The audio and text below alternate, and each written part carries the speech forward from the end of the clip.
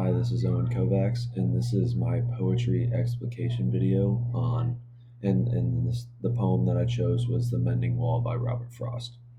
And this poem is a narrative poem, and it uses free write style, and the setting is in between two farms, both the speaker's farm and the neighbor's farm. And this takes place in the early 1900s. I'm guessing when Robert Frost was, this poem was published.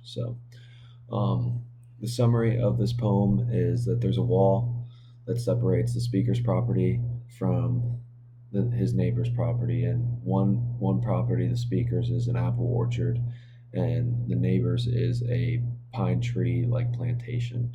And when spring comes around, the speaker and his neighbor meet up at the wall, and they do this to replace any fallen stones off the wall, or just to replace any gaps that are on the wall.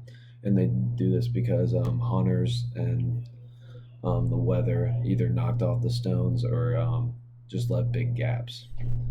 And halfway while they're doing this, the speaker is kind of skeptical of why they even need the wall in the first place. Like he says, isn't it where there are cows? But here there are no cows.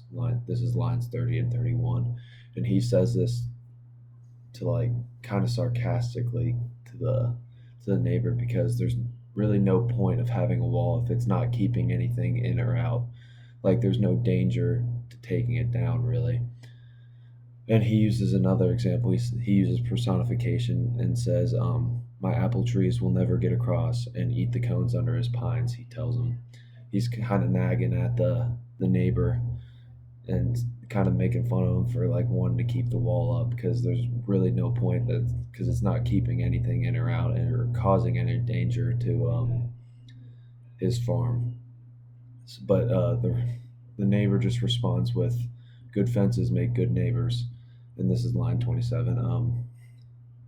He says this just because I feel like he just wants to keep the fence up for for the sake of just having his own set property with a fence. And the voice of this poem is not the author. It's not Robert Frost. I'm pretty sure it's just Robert Frost is describing an apple orchard farmer who is having a little trouble with his neighbor. And I would describe the speaker's mood as frustrated or skeptical or dissatisfied throughout the poem, because he keeps like nagging and like giving examples of why there doesn't need to be a wall, but the neighbor never agrees, and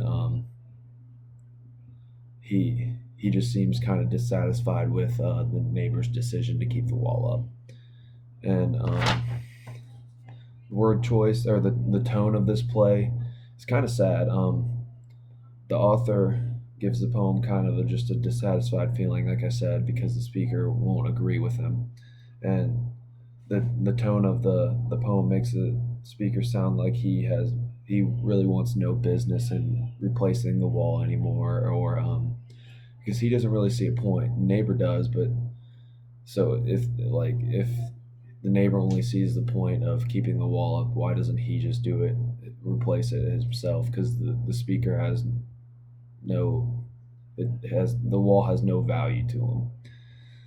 And he almost seems sarcastic towards his neighbor throughout the poem by saying, like the example, my apple trees will never get across and eat the cones under his pines. Like he's basically like kind of making fun of him for wanting to keep the wall up. And there's a couple different figures of speech in this poem that I've noticed.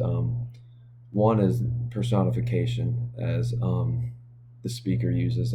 He used that example again with the line, my apples will never get across and eat the cones under his pines, lines 25, 26. And he's personifying how the apple trees, they can't get up and go across the wall and eat the pine cones on the neighbor's plantation. And there's another example of personification. It's, we have to use a spell to make them balance. Stay where you are until our backs are turned. This is lines 18 and 19. And in this line, the speaker is almost he's talking to the stones as if they were alive to like not move off the wall, and so they won't have to go over there, pick them up, and put them back on there. And another figure of speech that I noticed was the simile, and this is that line is bringing a stone grasped firmly by the top in each hand, like an old stone savage arm, and this is comparing his neighbor to a like a warrior or soldier that is like they're using the same type of strength to pick up the stone. And some imagery that I found in this play or this poem is sends the line is sends the frozen ground swell under it, and this appeals to the touch, the sense of touch, because you can almost feel the frozen ground by the wall, and it kind of just describes what it feels like around there. And another one, this one appeals to sound. This is it says to please the yelping dogs. You could just hear dogs barking at the wall because there's rabbits that are hiding in it. They just it's just describing what the dogs would sound like in that situation. And the last imagery example that I found was, and some are loaves and some are so nearly balls. And this appeals to touch because it's describing how the stones are like formed and how they feel, so you can kind of sense that in your head.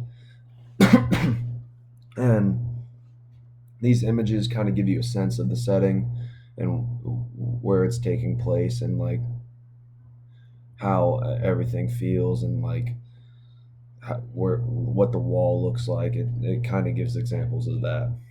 And the sound or the sound of this poem, there's no meter or rhythm to it. It's just all free written. There's no rhyme or like end rhyme, or just there's no rhythm to it.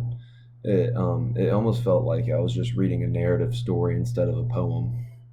And the theme, or that was the structure of this poem, as I said, is a free write poem. And the theme to this poem is I think the theme is how people let physical structures such as the wall get in the way of interaction in between each other. It seems like the neighbor just wants to keep the wall up because he doesn't want to interact with his neighbor all the time, and he just wants to have his own set boundary that is his, and the neighbor has to respect the boundary of his neighbors. And lastly, the conflict of this poem is speaker versus neighbor, so person versus person, and it's throughout the whole like end part of the play how the speaker is kind of trying to convince his neighbor to take the wall down, but the speaker won't, or the neighbor won't. And that was my analysis on this play or poem. I hope you enjoyed.